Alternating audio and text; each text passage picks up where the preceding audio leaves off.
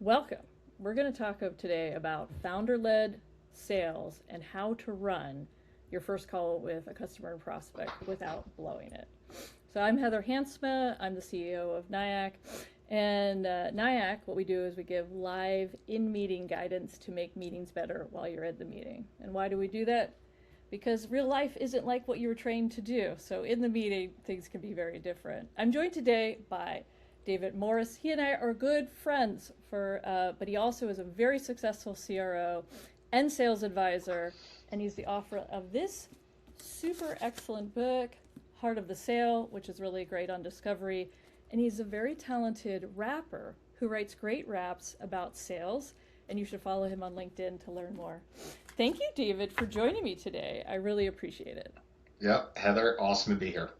I'm It's psyched. going to be fun. So let's start with what the founder-led intro call is and how it's different than, say, if you're selling Salesforce and you have that first call with a prospect. What makes it different that we need to kind of consider? And actually, maybe those are some of the reasons why sometimes it can be so hard. Yeah. Well, I think you had said a little bit about it, which Yeah. is you have no brand, likely no proof. Uh, they haven't met with you before. They don't know who you are. There might not be, if you're creating a new category, they don't understand the category. If there is not a defined market, they don't know how to categorize you, so they might be confused. So all of these things might be true.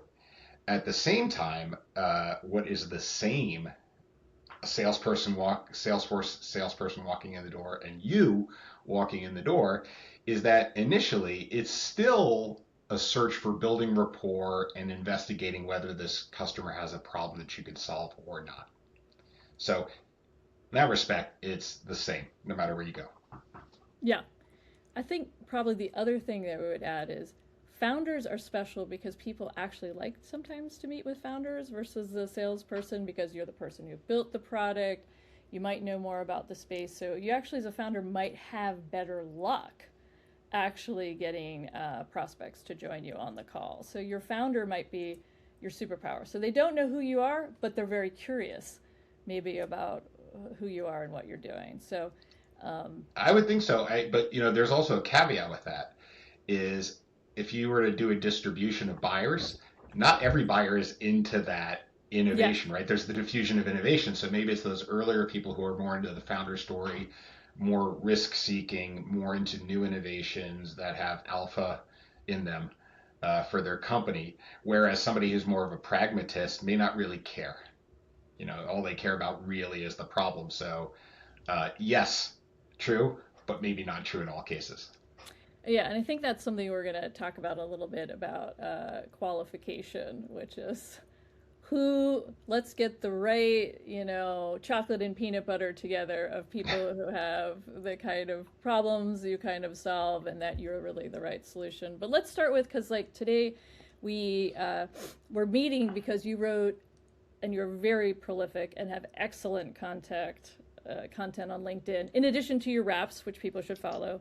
But let's talk about this post on what are things that founders do wrong on calls and just like briefly go over it. And then we're going to talk more deeply of giving people some good examples of how to do that better for parts of the call. So, all right. So, David, you posted this like recently. So, just talk a little bit about and summarize like what are some of the things kind of that you have on here. Yeah.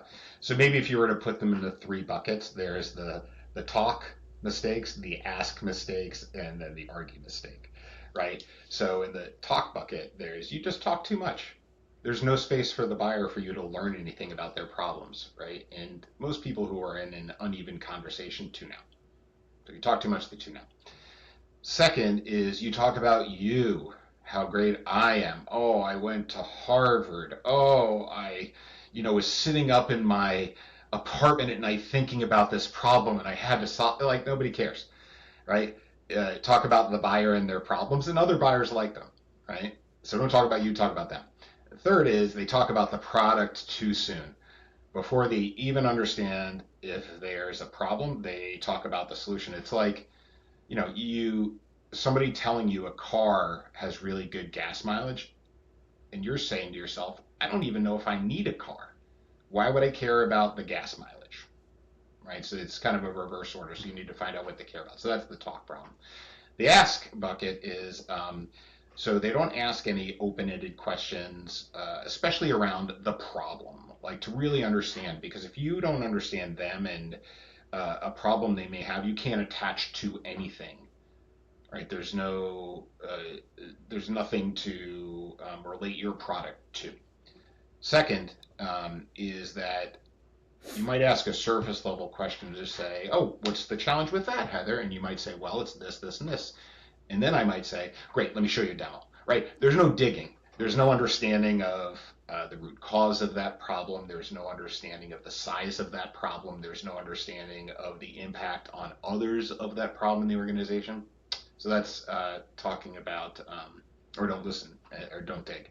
And then the third is you don't learn anything. Like your startup is a hypothesis, and you probably have made some assumptions around the problem you're solving or how much people will pay or any number of things, and you don't test that actively with an open mind. And I think feedback from real customers on the assumptions that you make about your startup is gold that will tell you whether your assumptions are correct or they're incorrect, right?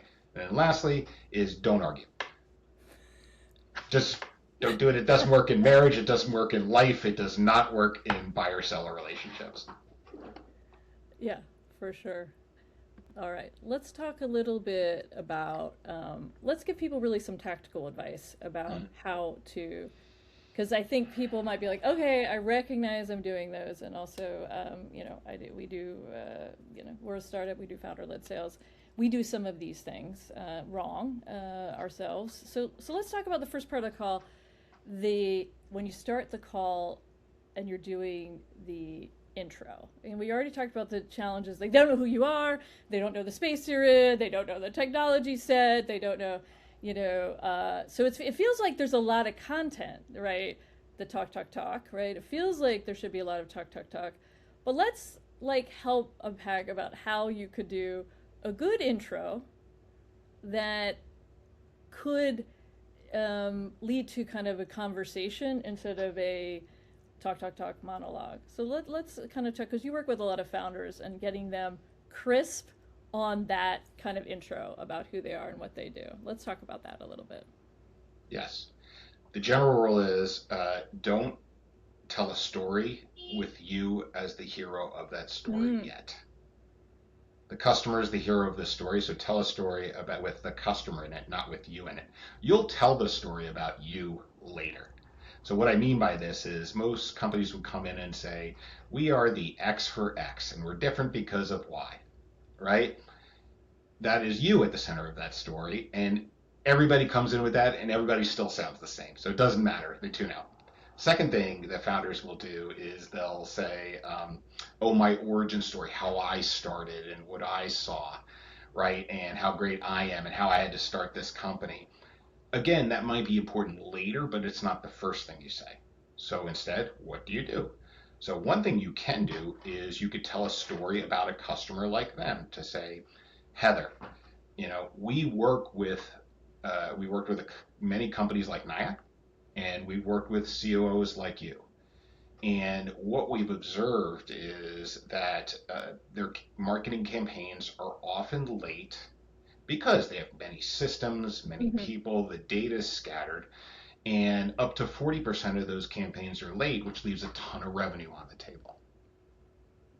And then, is that something that you're seeing in your business, right? So you notice there was no product, there was no me, there was all about other customers. The other thing you can do is to say, again, something like, well, let me explain it this way. I did some research on your company, and it looks like you have, about 10 products or so, and you're running multi-channel campaigns across web, across LinkedIn, across email, across advertising.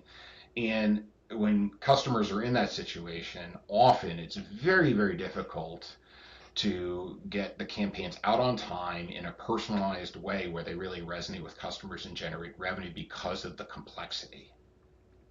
Is that something you're seeing in your business? Yeah.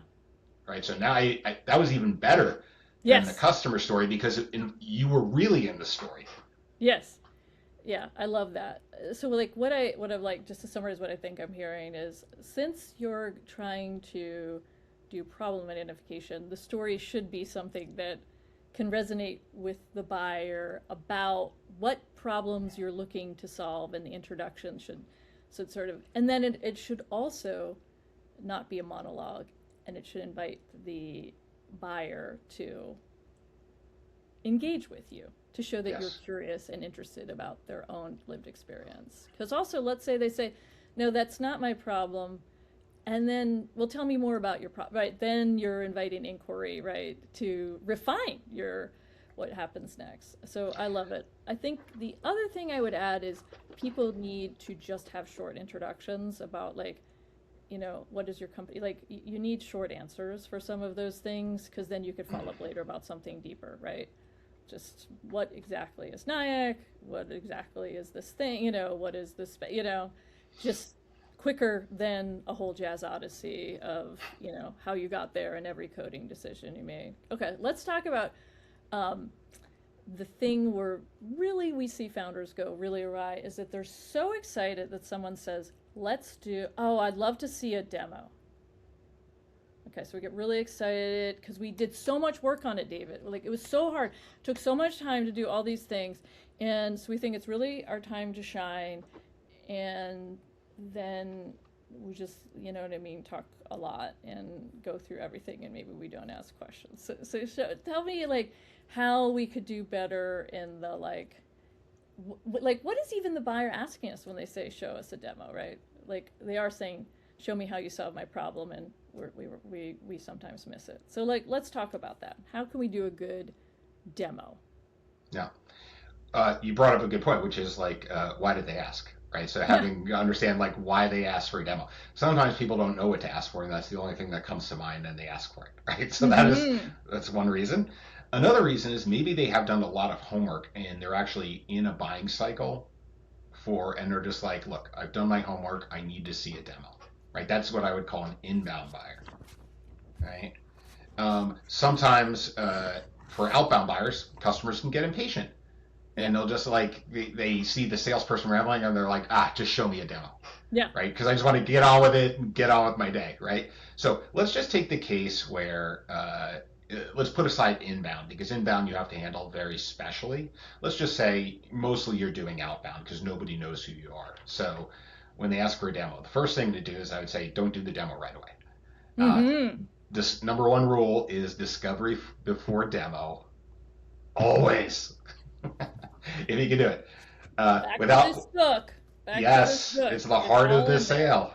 Discovery is the heart of the sale, so that's why you Yeah. do it first, because it leads to everything good or bad if you don't do it well.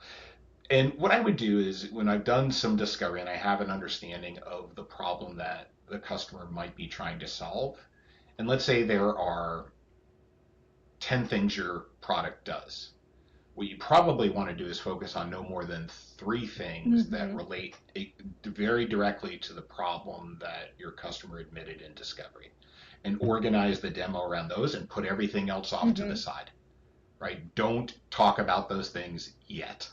Nail the things that relate directly to their problem. So that's number one is pick three of them.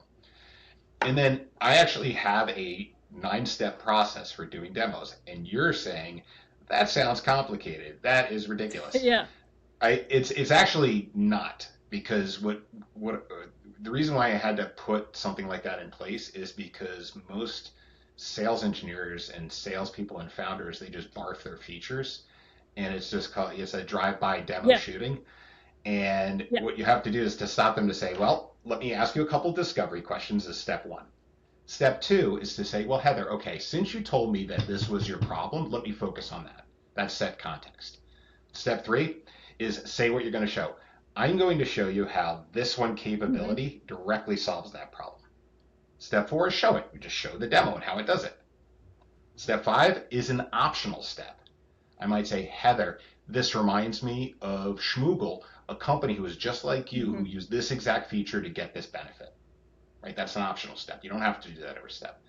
Step 6 is, so what? Heather, so what this means for you is you're going to be able to, no matter the fact that you have lots of different systems, you're going to be able to quickly approve content and get campaigns out on time, right? Step 7, competitive landmine. If you are in competition, I might say, Heather, when you look at other solutions, look to see what the workflow looks like and ask yourself, is it simple enough to make sure I get my campaigns out on time? Right? You have to know your competition and you plan it. Right? That's an optional step. You don't do that in every little demo module. Step 8 is you ask the question. And this is, Heather, based on what I showed you, how do you feel that what I just showed you could solve the problem you just told me about? This is an open-ended question to get them to say, I can see what you provide in my world delivering value to me. And then lastly, I will recap and I will transition. I'll say, well, Heather, you told me you had this problem and it's causing this impact. I showed you how you could deal with that and get these benefits. And you said you could see yourself maybe saving 10, 20% on the cycle times for your campaigns. Did I capture that correctly? Great. Let's move on to problem number 2. Right? Do you see how that, even though it's 9 steps, how it feels like it's not a feature birth demo, it's an interactive conversation, and the demo happens to be there. And you've learned a ton. Yes. And they've learned a ton, and it's not a feature birth. It's related to what they asked you about, related to what they care about. Yeah. Well, I also agree 100%, and that's why I keep a sort of stash of lots of different demos when I'm on calls to be like, what thing are they going to talk about, so I can pull up that part of it to talk about. But what I also like, and especially being a startup, is that when I'm talking to them, I'm already thinking about their objections and concerns, which some of them could be compared to competitors, but some of them are just things that come up from lots of calls. And I like the way, you're and how it's different than that, to pre-answer things that may become, which would be logical questions that they have. How is this different than what I'm doing now, or how is it different than alternatives? Or sometimes in the case of Gen AI, there's other issues that come up, like, how do I know it's not hallucinating? And so you sort of pre-answer an objection that you already know that's there, right? So that the elephant in the room is already addressed, right? By the way, you just picked out one of my favorite moves. The credibility is to bring up an objection before they do. And I would even say maybe go further is phrase it in the form of a question. Heather, are you at all concerned about integration? Yeah, are you? Yeah. So now, instead of just saying, well, most people are concerned about integration, let me tell you about it, I have asked you for permission. You've self-identified to say, yeah, I am concerned about it. It's okay. When you do that, you give control to the buyer, and you also have a chance to build trust because you show you're not afraid to bring it up and give them some control to answer it. Subtle. It's a great. What I like about what you just said is that, and I think everyone sort of that you give control to the buyer. You're leading the meeting, but actually the buyer has always been the one who's leading the buying process, and yes, and there's. It's about them more than it's about you, and I like that to bring the buyer in the conversation and give them control of the conversation, so they can see the things that they're looking to see, and we can answer the questions that they need to answer, right? Because we're not gonna argue our way into a sale. Let's talk about a little bit, and you've done a lot of good things.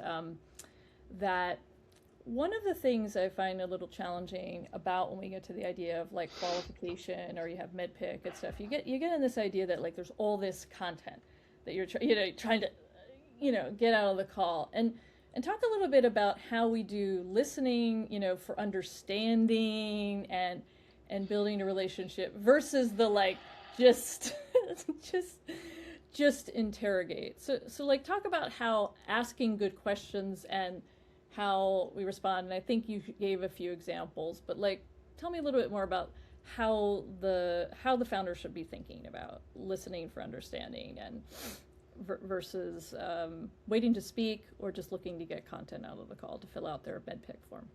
Yeah, yeah.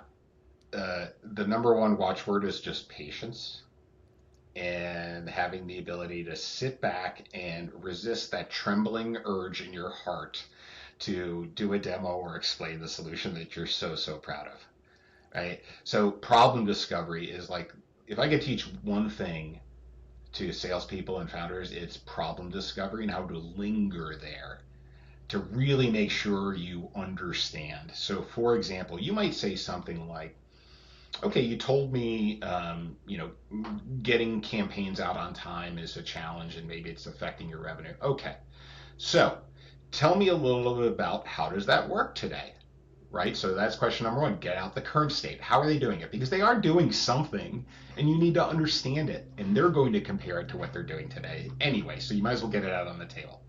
Second thing I like to do is to say, well, okay, what's working well? And the reason why I do that is because problem discovery is a very painful thing for most people. And I think asking them what they think they're already good at and is already working well is a sign of respect of two mutual people trying to, just converse about something. Then, I would go into and I would say, okay, well, what are the challenges? Okay. Then tell me more about that. What do you think is causing that? Oh, interesting. How often does that occur? Huh. How much does it cost each time that happens? Our benchmarks say it's about this. Mm-hmm. Does that sound like it could be like that for you? And so you go through this. In my book, I have the Magnificent Seven question types, and one of those is problem questions. And there's a whole loop Yeah. I teach in there to be patient, to dig, to make sure you really understand the problem before you start explaining solutions. It is by far, I would say, the most important thing in the most important thing, which is discovery. Makes sense. Yeah. And then let's talk about with that discovery.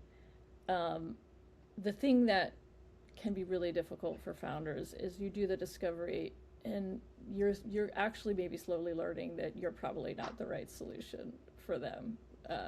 So let's talk about like how to be proud of qualifying and not thinking the call is just like to convince the person to buy it even though it doesn't meet their needs like whatsoever. Like get people comfortable like that discovery done right could also lead to an answer of like they're not ready now, this isn't for them. Talk about like how qualification is actually good, because it to us sometimes it doesn't feel like a win if we don't always, they don't always fit into our qualification square. Yeah. This is the dichotomy of sales. On one hand, you have to be optimistic about the thing you're pursuing and believe you can help, right? That's why a lot of people are in it. At the other hand, you have to be super critical and clinical about the reality of what this deal is or is not. Because in the end, all you have is time, right? And so you have to spend it wisely. So, my general philosophy is like, look, you search for problems, and let's just say you said, do you have this problem? No. Do you have this problem? No. Do you have this problem? No. Okay, well, it doesn't look like Mm-hmm. you have something that we can help with, so let's part as friends. The second problem could be, you do have this problem, but you know what? It doesn't rise to the level of a Mm-hmm. lot of importance. So you could say, look, this problem doesn't appear very big. It doesn't appear something like the CMO would care about. Do you agree? Or would you disagree? Is there a bigger problem here? Right? So it's the size of the problem. Third place where it can go off the rails is priority. You can solve a great problem, you can have a great ROI, but it doesn't match the three priorities that the CEO has for the company, and you can't attach to it.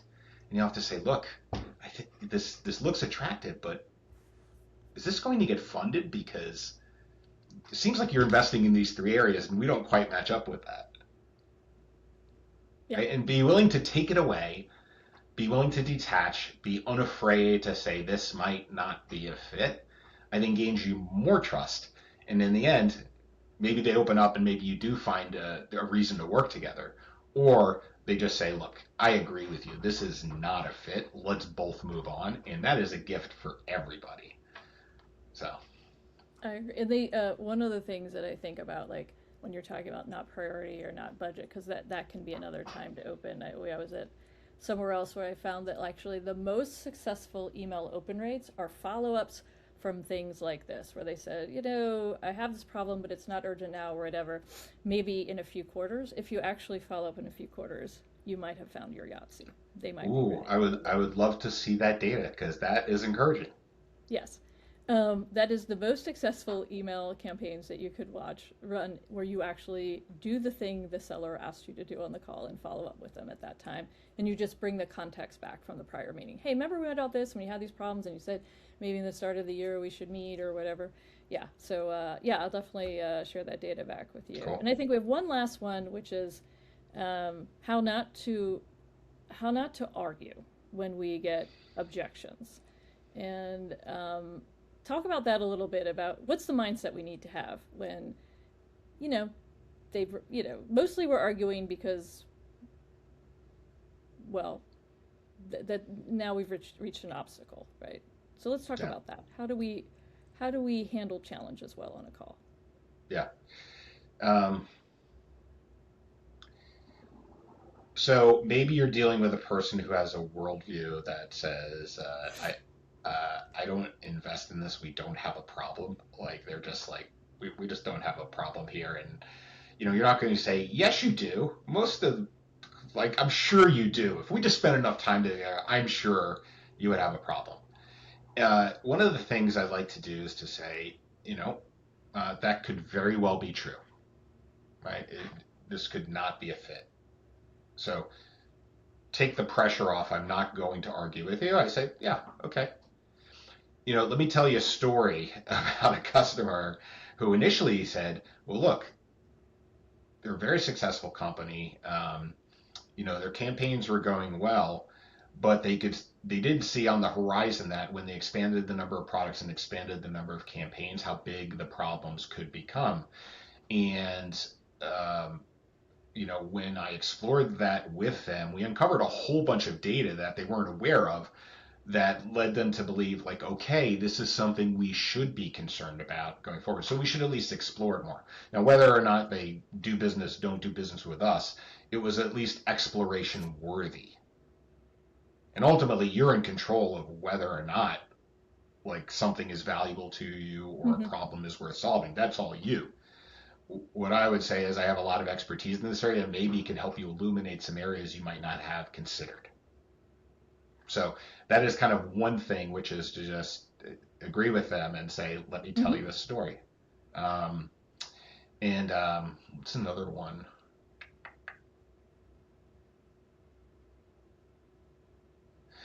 Oh, another common thing is in enterprise sales, you'll have to go talk to somebody else in power. Mm-hmm. And somebody will say, well, look, I can't let you do that. They don't talk to vendors. Like, that's a very difficult thing. And I had this happen. It was a Japanese insurer talking to like a VP. And we said, hey, let us work with you on the business case. We do this for a living. We've done it for 10 years. And he's like, no, no, no, let me build the business case. Well, person goes off, builds a business case that shows a super long, weak ROI and gets shot down by the president and the CFO of the company in Japan. And the person had a lot of egg on his face. And it was because he didn't let us work with him on the business case because we understood a lot of the assumptions behind these projects. And uh, eventually we came back and we did work with the person. We did put a good business case together and they did implement it and they were getting benefits. So it worked out in the end. But that was super painful. Like the thing is, you Mm-hmm. don't want to uh, using stories to illuminate somebody's thinking rather than confronting them directly is another type of technique, or asking them a question they can't answer sometimes is, so how many campaigns were late last Yeah. quarter and what impact did it have on revenue, and just let it hang there. And if they can't answer it, maybe it's worth exploring. Yeah. I definitely like that, right? That you get curious, ask something, and I do think like another reason why people even meet with us founders and other things is they are interested in what we see in the rest of the world, and so that's bringing stories and other sort of data points like that's part of what they're expecting by talking to us, right? Because, we talk to lots of other people in their space and have other stories and perspectives. We might not change their mind, but they might be just happy to know, right? Could be. Yeah. Could be. That there is value, that they don't see their whole market because they're only in their own space. David, this has been enormously helpful. There are so many like gold star tips. Obviously, this is the best tip of them all. But like in wrapping up, let's just like recap a little bit about how number one tip, right? Discovery. Yes. If there's one thing to remember, just take it from the musical Hamilton, where they say talk less, smile more. It's talk less, listen more is like the one thing. If you just remember that, you'll maybe do a lot of these other things well. And I think like from analyzing many founders kind of conversations, I think the mindset that they need to have on the call, which is part of talking less, is the mindset of, that you're trying to understand more, and you're trying to have the behaviors of understanding, is what we see. Because when you're doing talk and stuff, what we see on our product is the buyer is disengaging. Yeah. And you're not going to, it's very hard to get that back. So that's the consequence of it. Because you could have won that deal maybe. Yeah. If you actually had done a better job in discovery. They might actually have the problem you're wanting to solve. You might actually be the right solution for them. But the way you approach this call, you've lost your opportunity to build that kind of trusted relationship. Well, David, thank you so much. I was gonna say Nike is like your self-awareness guardian angel. Yeah. For these types of things. it's the honest read of what's actually kind of happening. And the good news is all the stuff we talked about today, anyone could get better at them. And if you got better at them, you would, it would really help your revenue, right? These are all coachable and addressable, and they make giant differences, right? When you do discovery better, when you listen for understanding, when you calm down and are patient, all those things make big differences. So thanks so much, David, for your help today. I can't wait to help all my founders be more successful in getting new customers. Yes. Thanks, Heather. Thanks for having me.